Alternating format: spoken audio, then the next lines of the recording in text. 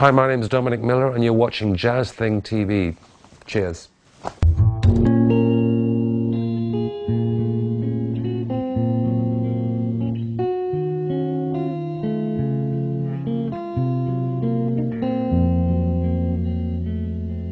I wanted to get away from the comfort zone of doing what I know very well, which is to play acoustic guitar, particularly nylon string guitar, and that style of composition. I just wanted to get away from that. I felt it was time. It's partly to do with my age, I suppose.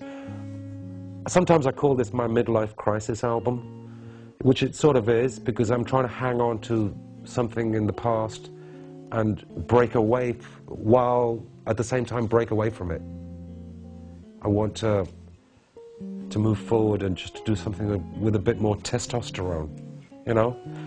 And it's like either I was going to make this album or I was going to buy a Harley Davidson. And I don't really know which one is safer.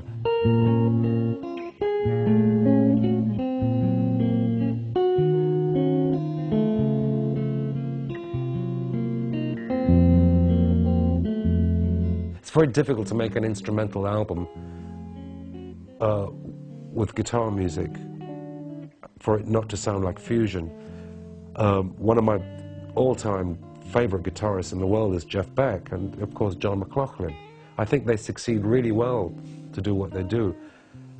And in a way I wanted to do my version of an instrumental electric guitar album.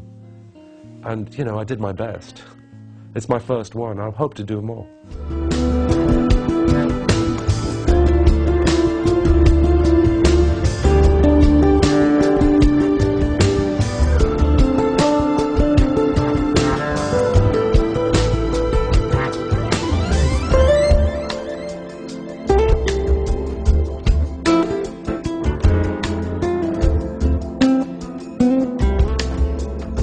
I love seeing people do what they do well. If you're in a hospital, to see a nurse who really is skilled and dedicated to doing something well, that's inspiring for me. That makes me want to play guitar better. And that makes me want to do a better job with what I do. Because I love to see people who are committed to what they're doing. They inspire me, not just people in the arts. That's why I like sport.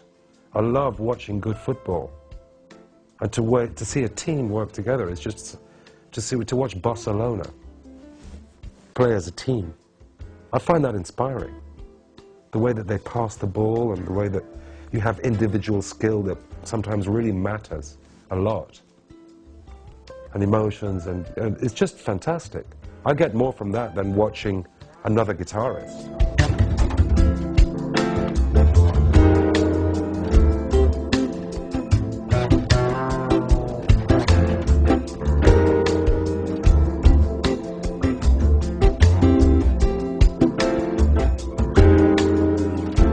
If Roger Federer wins Wimbledon, and I've got 1 minute with Roger Federer, I'm not going to go and talk to him about what kind of racket he uses. I think I'd have other questions.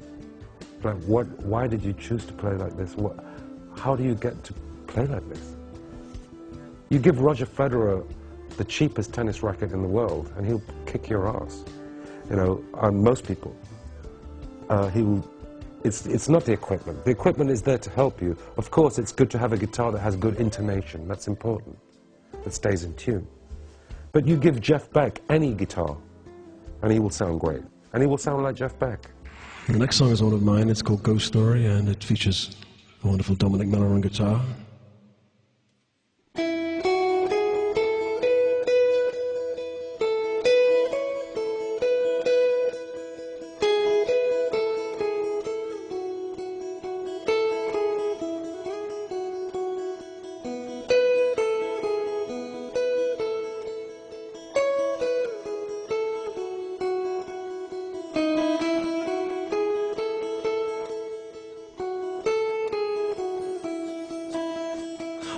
Watch the western sky. What I love about being a session player is that every time I go into a studio to work with producers and artists, it's always a different experience. There isn't one way. There's no kind of, they all have a different technique, but then I suppose you create your own technique. There's some people who just say, just play what you want and, you know, let the tape roll. There's some producers who are very, very specific about what they want. There's some producers who like to experiment. You know, there isn't really one way to do it that really works. Firelight, the case continues.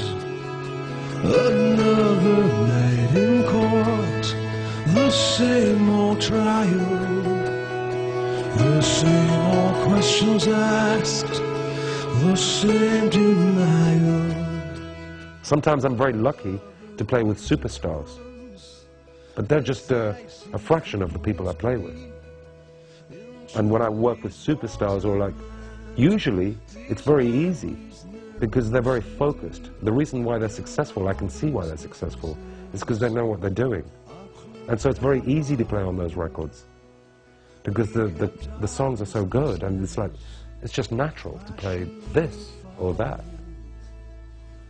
With less good records, I have to really think about coming up with something that's going to help. I must have loved you.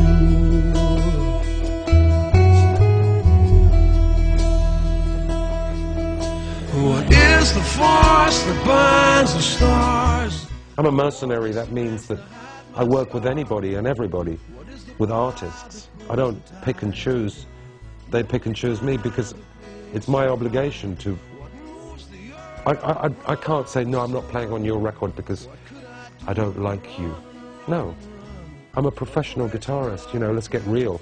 You never know who you might meet in the studio. I might meet somebody who's just the tape op, or somebody making the tea who I will really like, who might take notice of me and 10 years later be successful and say, I like that guy, I'm going to call him. That's how my career has worked.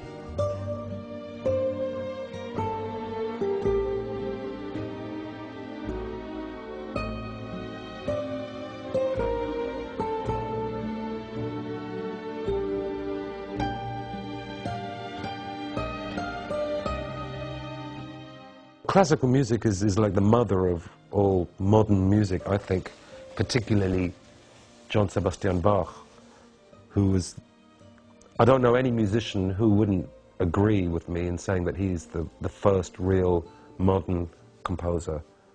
And most musicians that I know identify with him as the great governor. And classical music is important, really, because there's so much harmony there. There's so much to learn from chromatic music. Because Bach was, what he was doing 250 years ago was really, really advanced, and it still sounds fresh if you approach it in 2010. You know, you could still do it and it would sound modern.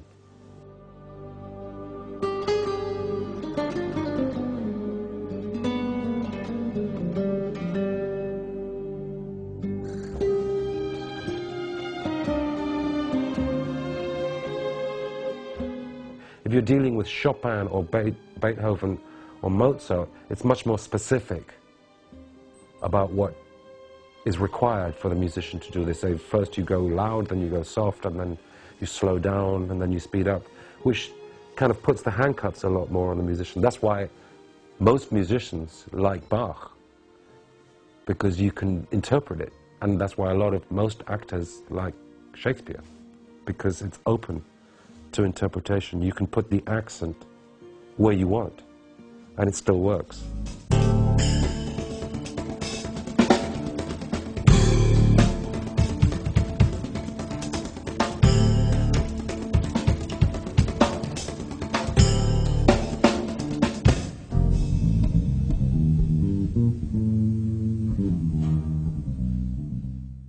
Manu is always busy, Pino's always busy, we try to get together, we always speak to each other on the phone and try and do it, but no, everyone's too busy all the time, and I'm sure we will do something again, but I think that was, the reason we got that band together is because in the 90s, even late 80s, and the early millennium years, we were doing a lot of sessions together in studios for a lot of different artists, but the whole session scene has really changed in the last 10 years. And there's less of it.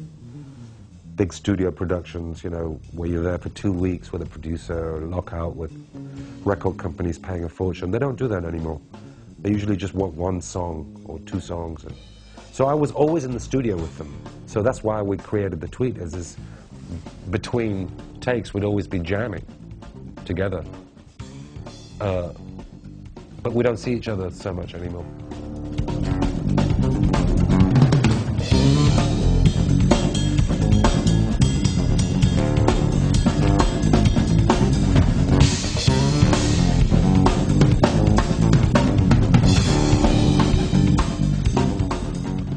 I like the contrast of doing a big show in Vegas and then taking a private plane to LA and then flying home to Paris and then a smaller plane to Marseille and then a little cab ride to my small village and sitting in the local coffee shop talking to the guy next to me about Marseille football team.